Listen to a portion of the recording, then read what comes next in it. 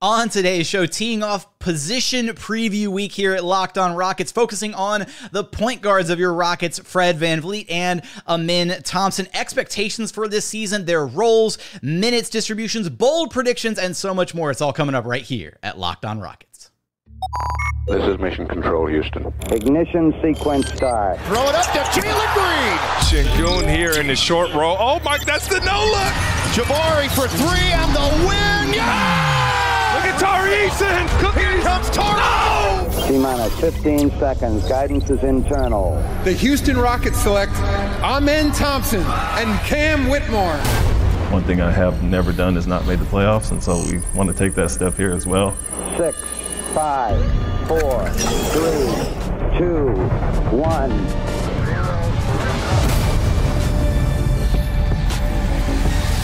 What's up and welcome to another edition of Locked On Rockets, your daily podcast home for everything Houston Rockets basketball. As always, I'm your host, Jackson Gatlin, native Houstonian and credentialed media member. I'm also the host of Locked On NBA Mondays. Be sure to follow along on Twitter at JT Gatlin and the show, of course, at Locked On Rockets, free and available wherever you listen to your podcast, including YouTube. And as always, thank you so much for making Locked On Rockets part of your day every single day, whether it's on the way to work, on your lunch break, in the gym. Thank you for making LOR part of your day every single day.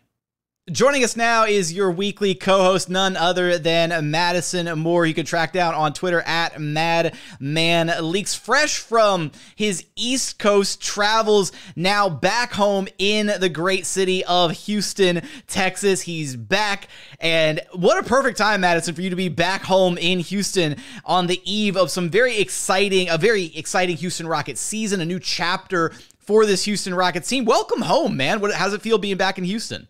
Man, it feels amazing, man.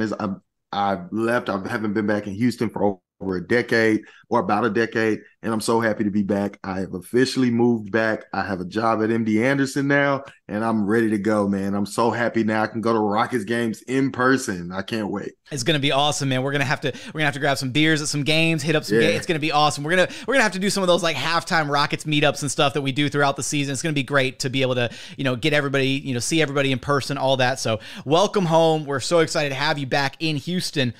Now, for today's episode, we're kicking off our position preview week here with the point guards. So we're going to be focusing on Fred VanVleet and Amen Thompson on today's episode, the two main point guards for this Houston Rockets team going into this next season. We'll tackle Aaron Holiday in our kind of two-guard episode because, let's face it, he's basically a 6-foot-tall two-guard.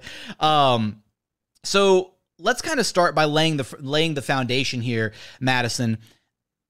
The roles for Fred and Amen are going to be intertwined as the two primary point guards for this team, but let's focus on Fred first thing out of the gate here, because Fred is the big marquee acquisition for this Rockets team, right? He's the guy that they went out. He was their number one target on their free agent board, right? He was the guy, even more so than Brook Lopez, even more so than Dillon Brooks. He was their target this free agency. They got him. They're bringing him into this team, an incredibly young team that desperately needed some elevated point guard play, a true floor general, somebody on the court to orchestrate things.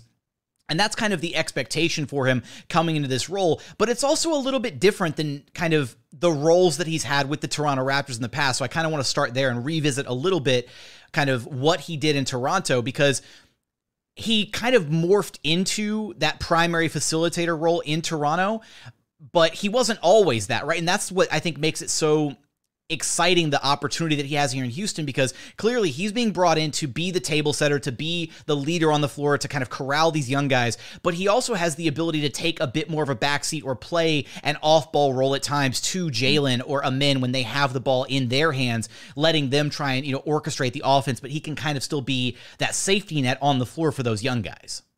Yeah, of course. So I think that's probably one of his greatest strengths is the ambidextrous nature of his game. He is able to play on and off ball, and it's very important that some of our young guys who are going to be the better part of the Rockets' future have the ability to have primary reps and then be able to get off ball and give it to a more mature guard who knows what to do and to get everybody lined back up. One of the things that I think that is probably his biggest gift that he's going to give the Rockets is professionalism, intangibles, and overall leadership, right? And that goes into how much are you going to be on and off ball? How do you seamlessly weave in between those two things as a point guard, recognizing when Jalen has it going and getting off ball because of that. And it allows him to play with who we're going to talk about in the second segment as well, Amen Thompson, off ball. So when guys are having good games, you are able to have different combinations that Fred VanVleet actually fits in part with those different combinations because of all those things, his ability to be ambidextrous with both.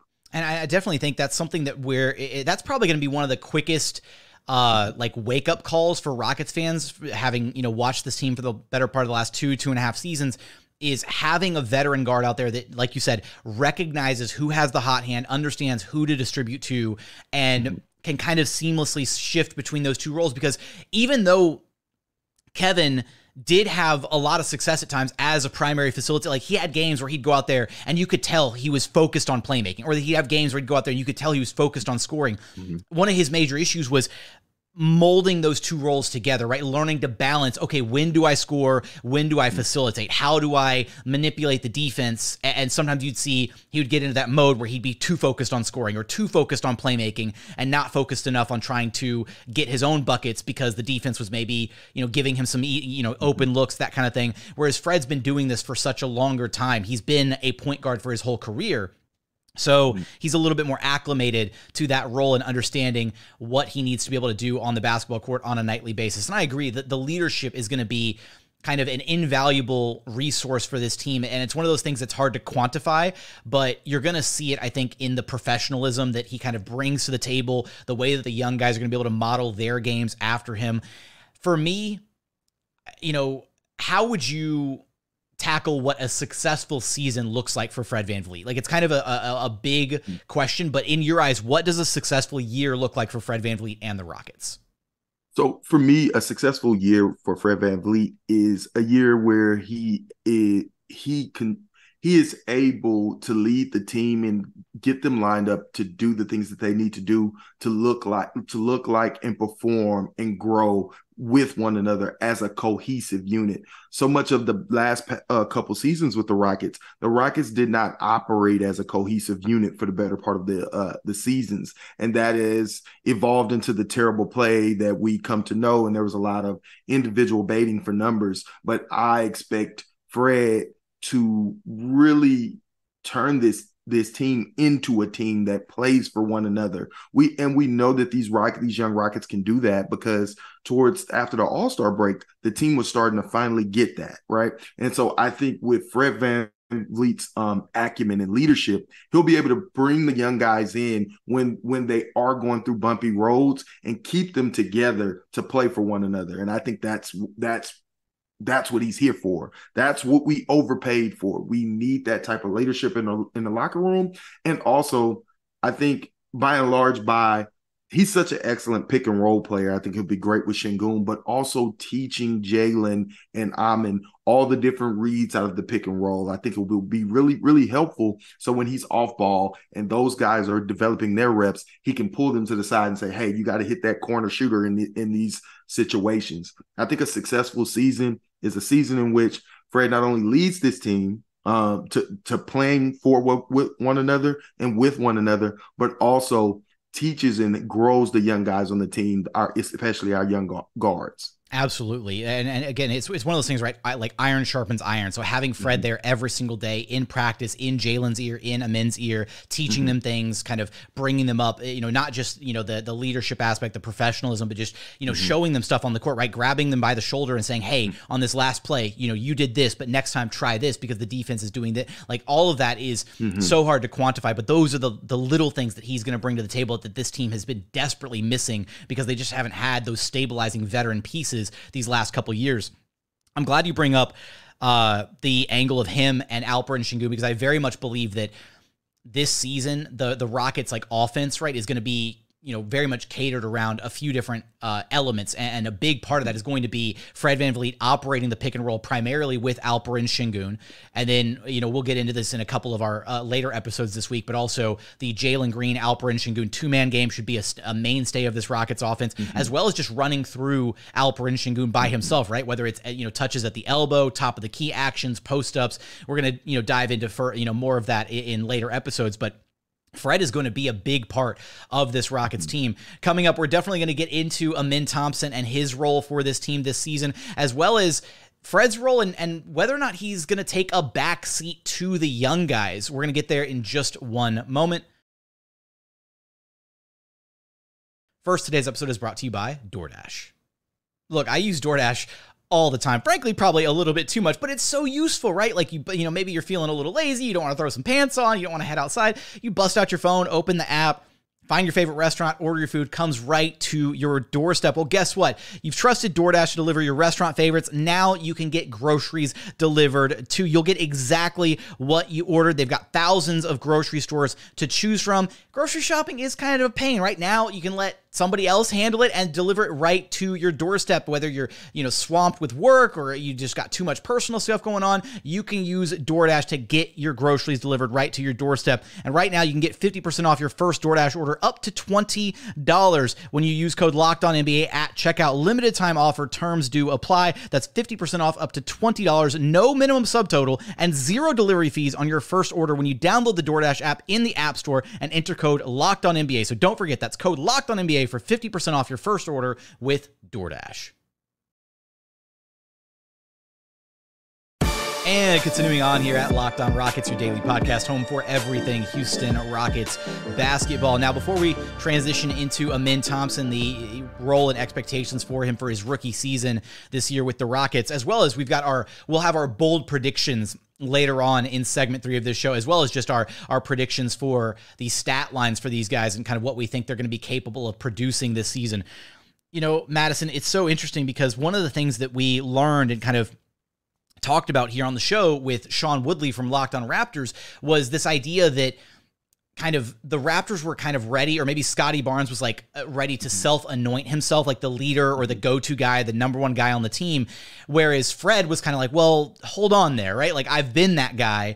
And so I'm really curious to know where Fred is going to be in the hierarchy of this team, because it's hard to expect a guy that you're paying over $40 million a year to come in and take a back seat to a bunch of second and third year players. So I'm not sure what the best version of this team looks like. Is the best version of this team a team where Jalen is the number 1 and Sengun or Jabari is the number 2/3 and Fred is just taking a complete backseat to those guys and he's just like that safety valve? Or is the best version of this team a team where Fred is a bit more aggressive and is maybe the second option offensively, where Jalen is getting his buckets, but then Fred is the next man up because he's going to be handling the rock. He's going to have a lot of usage, and clearly he's still going to be getting other guys involved, but he's also not a guy that, is incapable of scoring the basketball himself. Yeah, so I think this is something that I'm not very worried about. Number one, there's no Pascal Siakam on this team, right? So there's no other player to soak up a lot of touches and take a lot of shots. And I think by listening to the Locked On Raptors and the reporters that have talked about this as this clash between the young and the vets, I think the clear reason for all of this is Scotty Barnes had not earned that spot yet.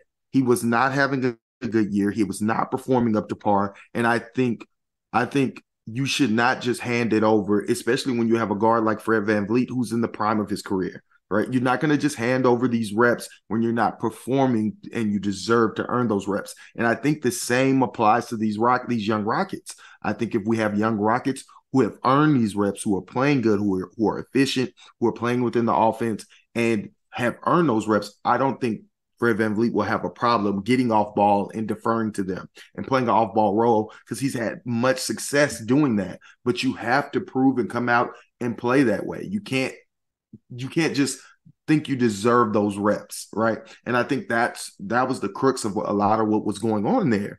I don't see those issues happening with Fred VanVleet. And I also think Fred VanVleet is a very smart and savvy player.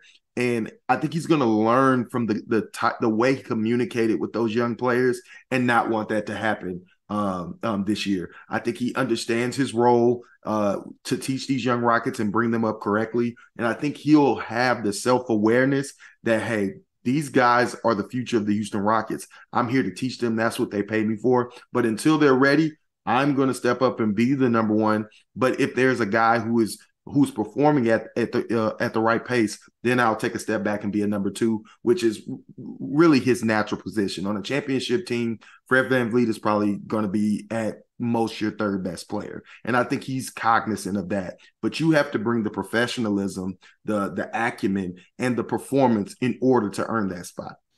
And one of the beautiful things about the way that this team is going to function this year is how versatile so many of the lineups are, because we already pointed out and discussed the fact that VanVleet's ability to play both as an on-the-ball presence and orchestrating the offense himself, but also being able to slot off-ball is going to be so beneficial for the developmental reps of guys like Jalen Green and the next guy we're going to talk about, Amen Thompson, because it's not necessarily a world where Amen Thompson and VanVleet can't coexist on the floor where you got to swap them out. It's like, okay, well, you only need one of them on the floor at a time.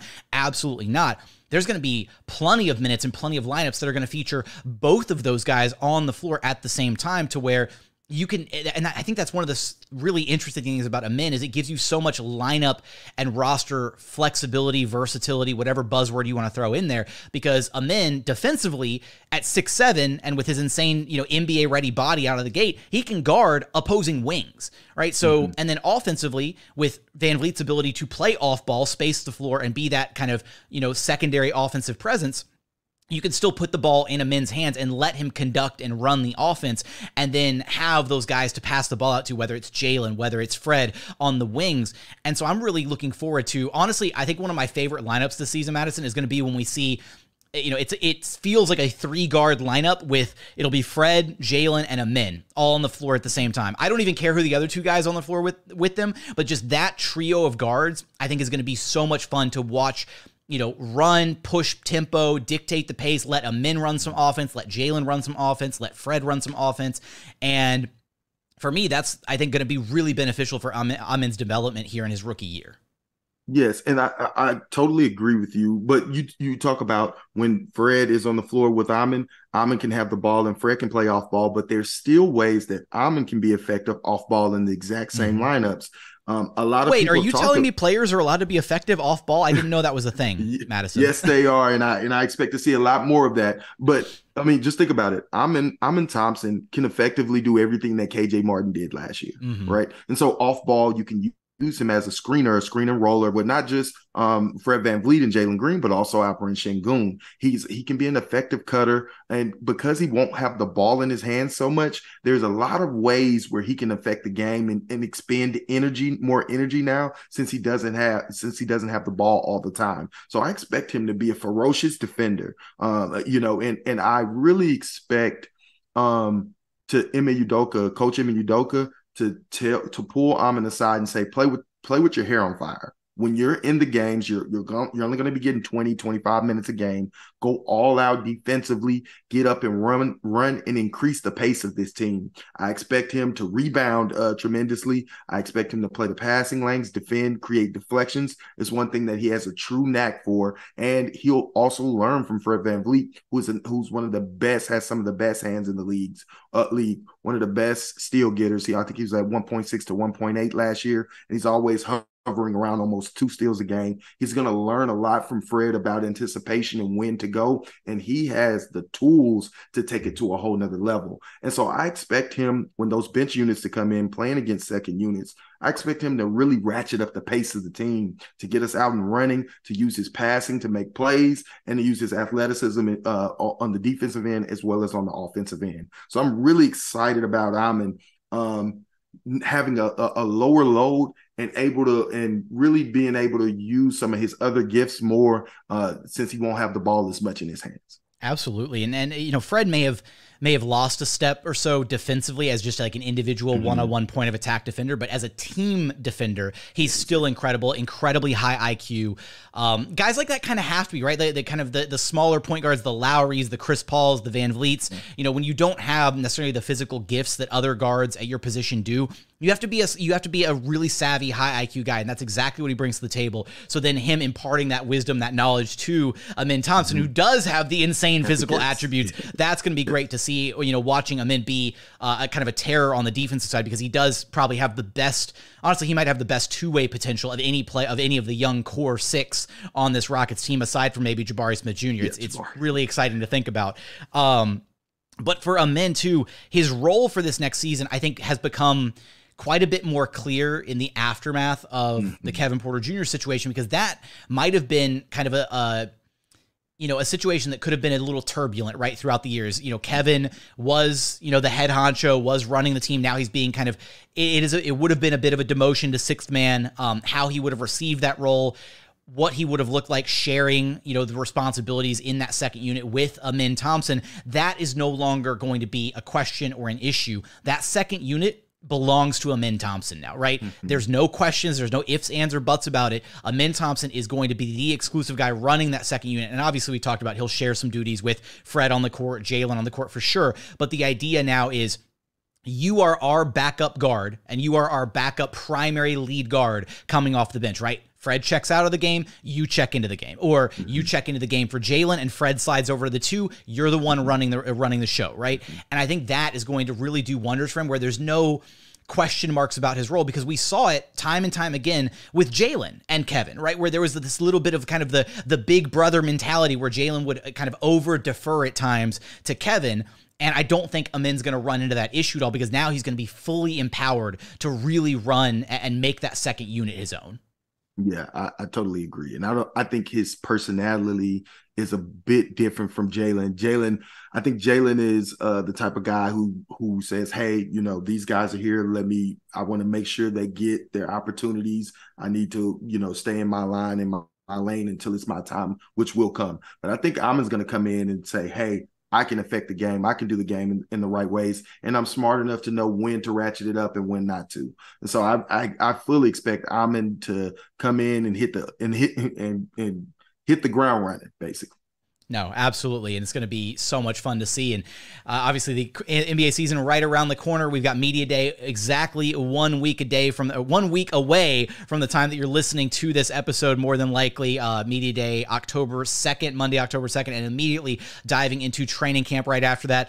Coming up, we're going to get into our bold predictions for Fred VanVleet and Amen Thompson for this upcoming season, as well as stat line predictions and our final thoughts going into this upcoming year. We're going to get there in just one moment.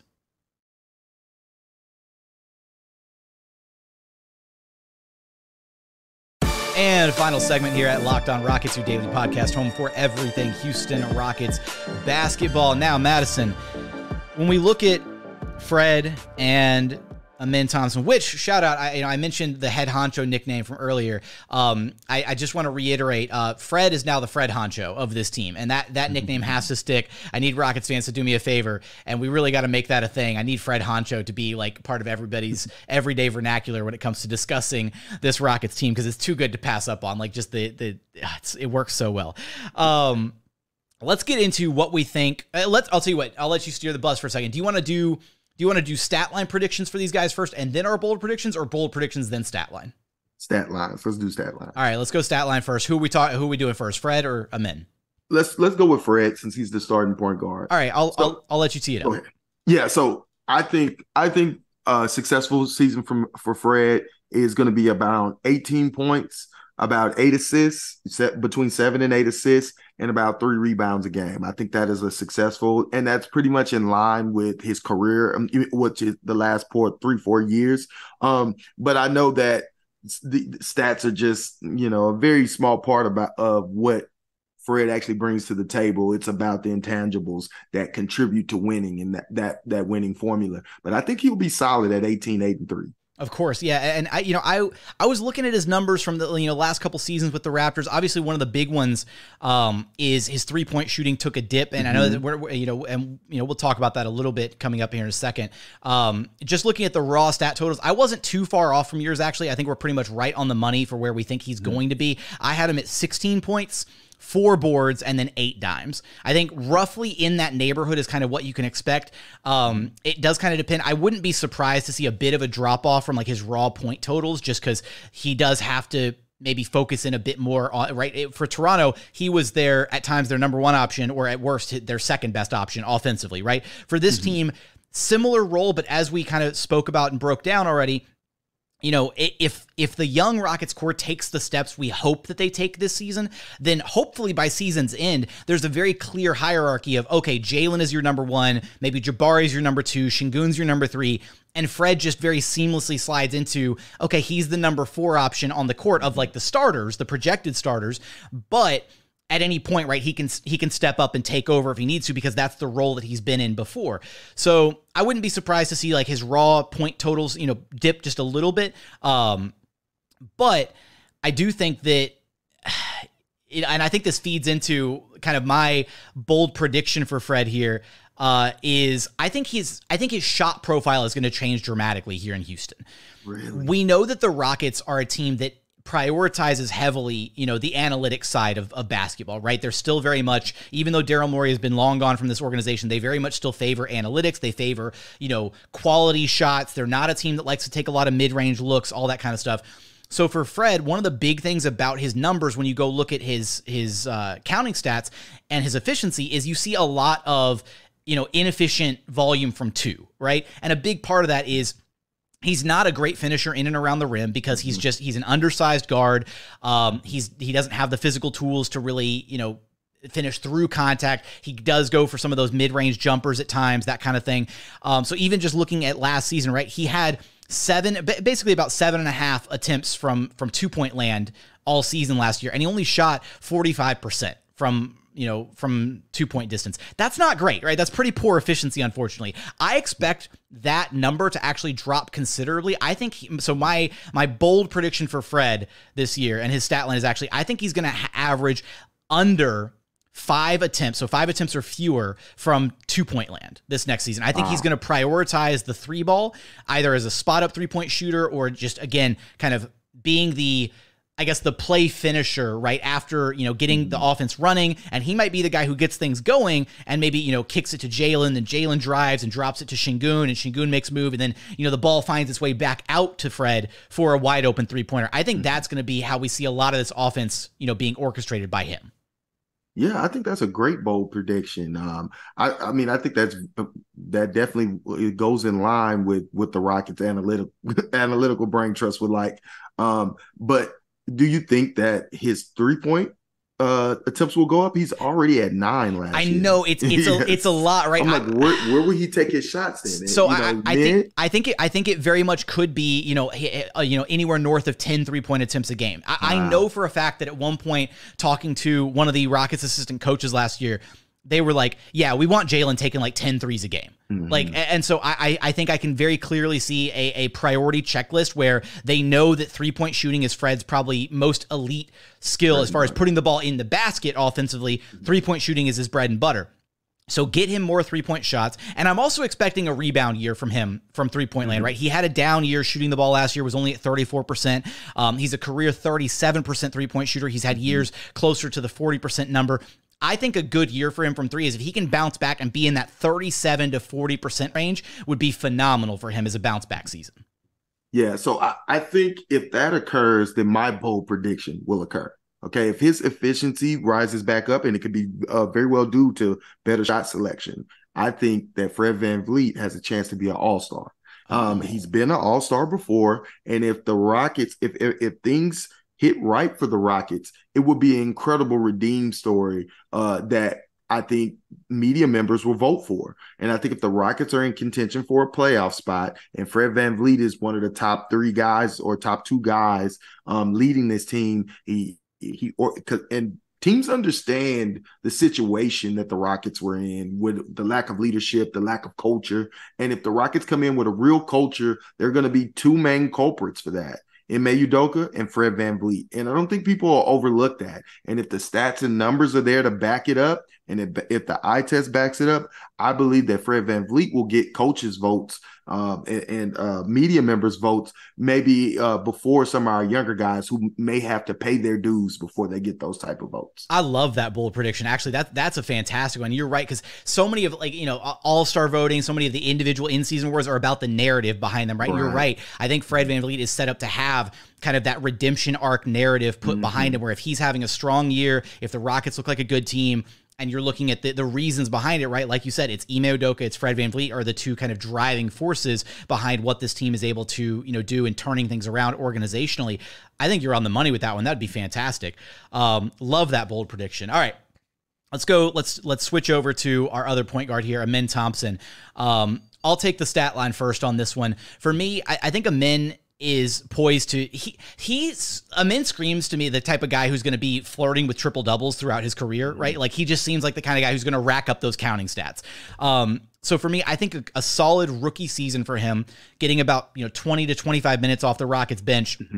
He's probably going to be, I'm going to comfortably say 10, 5, and 5. 10 points, five boards, 5 dimes off the bench. And I'm also going to go a little bit further, Madison. I'm going to stake my claim here. I think he averages a steal and a block per game. Oh, yes. Yes. I think that's excellent. That's excellent. And it's so close to mine. Mine is 10, 4, and 4. Okay. So it's really, really aligns. I think 5 and 5 is, if he does that, he'll definitely make my my bold prediction. And my bold prediction for Amen is that he'll be a candidate for Sixth Man of the Year. Oh, okay. Yeah, so he'll be a candidate. I don't think he'll actually get the award with 10, 4, and 4, 10, 5, and 5. Those stats may not be gaudy enough, but I think he might have an incredible plus-minus playing against NBA benches, as well as I think he'll transform the way the Rockets bench units play. We'll be more have much more pace and much more exciting. I think because of that pace, because of his defensive acumen, and because of his ability to pass and move the ball, he'll really become this orchestrator, this almost prime time second unit. That I think that's what he's capable of his rookie year, of just bringing this type of prime time nature, like Magic Johnson-esque nature to the second unit, where he gets the Rockets up and running. Everybody knows that when we get a steal, we're running and Amen's going to find you. And that type of stuff could really just change the way a team plays. And I think it may not come out in his individual stats, but what it'll come out in is in the plus minus, where Rockets may just be a team that breaks even against teams with first their units. Starters, with their starters, but then their bench is just dominant. Yeah, their bench is just really getting up fun and plus minus and changing the momentum of games. And I think that is what he's capable of doing with the second unit. And we kind of saw that last year, right? With like the Goon squad, right? With Tari, KJ, and Oos coming in, and they changed the complexion. And that's what this team has a chance to do when you have guys coming off the bench. When you've got Amen, when you've got Jae'Sean Tate, Tari, Jock Landale. These are all guys who are really scrappy. They get after it. And to your point about the tempo for Amen, right? I think that's such an underrated part. Philip Rossman Reich highlighted this when we did our Magic Rockets crossover, but Amen is a guy who already understands how to control pace in a game, and he understands how to change his tempo to get the pace that he wants, right? And we saw it. It sucks that we only got it for one summer league game, but watching him either start off going 100 miles an hour and then decelerate in the half court, or walking the ball up slow and then catching the defense by surprise and going 0 to 100, he understands how to change pace and how to up his tempo or slow his tempo down to get easy buckets and to create opportunities for his teammates. And one thing about Amen that I love is great of a playmaker and passer Amen does not need to get the ball on the break and dribble it past half court to make his first read.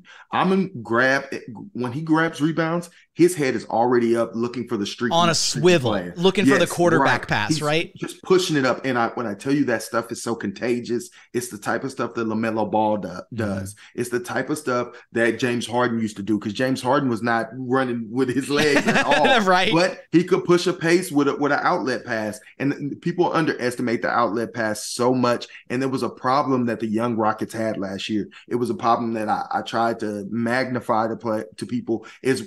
As brilliant as Alperen Sengun was, he dribbled the ball a bit too much on the breaks. Even though some of those possessions were successful, you don't get people to run with you when you do that. You know what I mean? You don't, when people know that Amen's head is up, guys will be streaking down, trying to be the first one down the court, right? Clint Capella realized it too with James Harden. It's what it does to the mentality of your team when they know they're going to get the ball from you. You know what I mean? Absolutely. And so that is what I'm talking about.